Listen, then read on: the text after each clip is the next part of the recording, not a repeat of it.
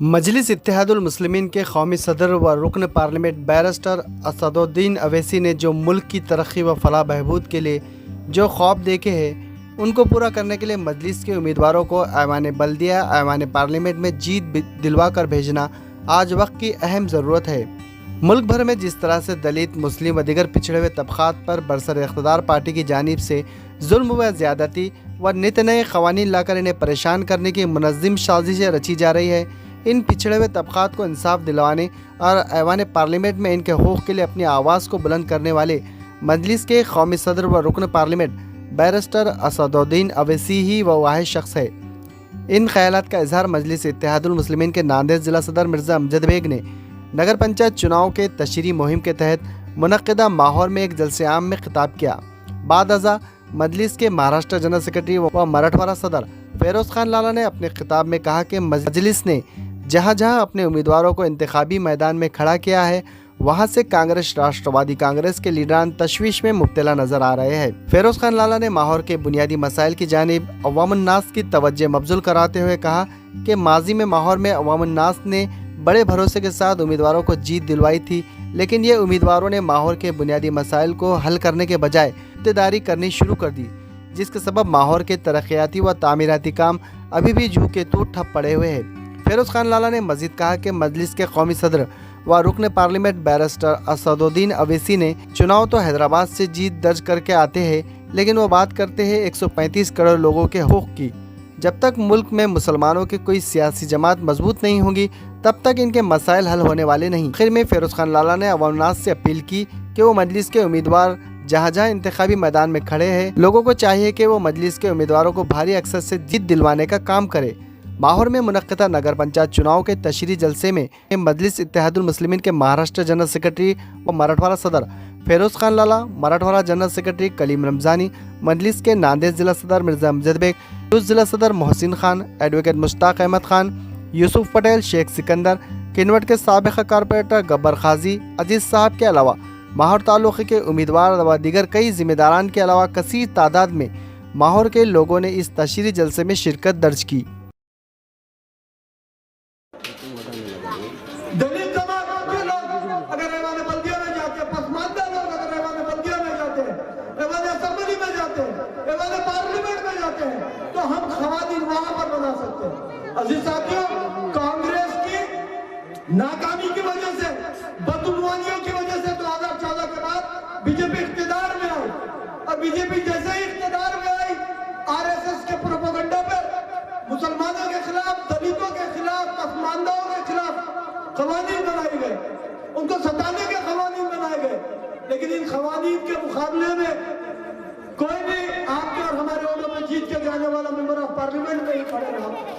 हमारे और आपके ऑर्डर पर जीत के जाने वाला मेंबर ऑफ असेंबली नहीं खड़े रहा। अगर इन क़वानीन के खिलाफ कोई खड़ा रहा और हुकूमत की आंखों में आंखें डालकर अगर बात की तो अलहाज बैरिस्टर असदुद्दीन अवैसी साहब। अजीज साथियों, जब एक मजबूत ख़याल हमारे दरमियान में है, एक मजबूत जमात जब हमारे दरमियान में है, तो फिर क्या जरूरत है कि हम इन नाम में है सेकुलर जमात कांग्रेस और राष्ट्रवादी कांग्रेस के पीछे जाए? क्योंकि जब भी कभी मुसीबतें आती है हमारे पर तो हमने देखा है कि एक कांग्रेस और राष्ट्रवादी कांग्रेस के member of assembly, member of parliament मुखदर्शन बनकर, तमाशाई बनकर खामोश बैठे। अजीज साथियों, वक्त का तकाज़ा है कि हमारी आवाज़ों को ऐवानों में भेजना पड़ेगा, हमारे मसाइल के हल के लिए हमारी आवाज़ों को हमको ऐवानों में भेजना पड़ेगा। इसी मकसद के लिए हमने आपके दरमियान में हमारे 6 नुमाइंदे आप लोगों के दरमियान में दिए हैं। अजीज साथियों, मजलिस इत्तेहादुल मुस्लिमीन आपसे पुरज़ोर अपील करती है कि आप इन नुमाइंदों को ऐवान बल्दिया में भेजें। ऐवान बल्दिया में इसलिए भेजें क्योंकि जब ये लोग ऐवान बल्दिया में जाएंगे तो ये इस बात के पाबंद होंगे कि आपके मसाइल को ऐवान बल्दिया में उठाएंगे, चाहे वो बुनियादी मसाइल का मामला हो या और कोई मामला हो। ये लोग इस बात के पाबंद रहेंगे कि वो आपके मसाइल को, आपके प्रॉब्लम्स को ऐवान में उठाए। आजीज साथियों, अगर आप इनको अपने खातों पर बिठाकर ऐवानों में भेजते हैं तो ये इस बात के पाबंद होंगे, और अगर वो वहाँ पर काम नहीं करते तो मजलिस इत्तेहादुल मुस्लिमीन उनको सबक सिखाना भी जानती है। नगर पंचायत का इलेक्शन होने जा रहा है।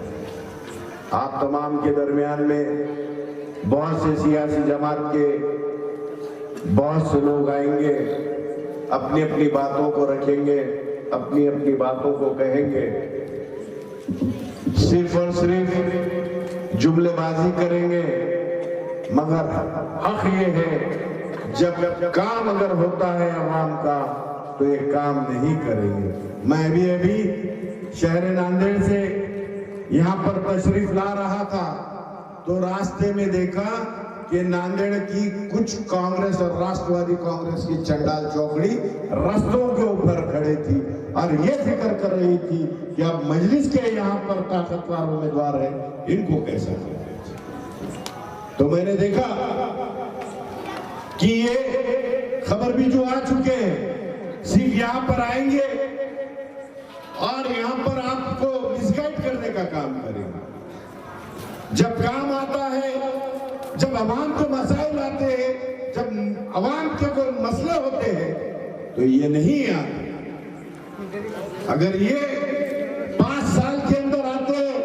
तो सिर्फ और सिर्फ अपनी कुर्सी बचाने के लिए। तो आप मुझे बताइए, जब 5 साल आपके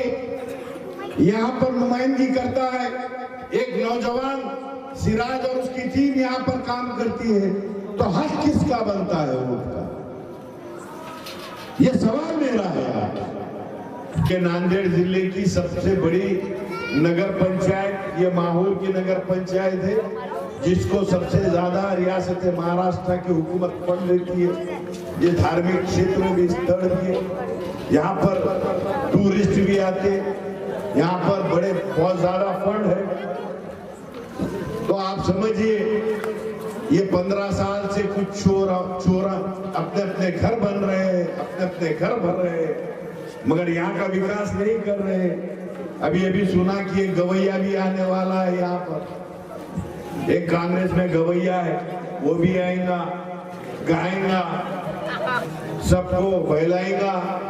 फुसलाएगा।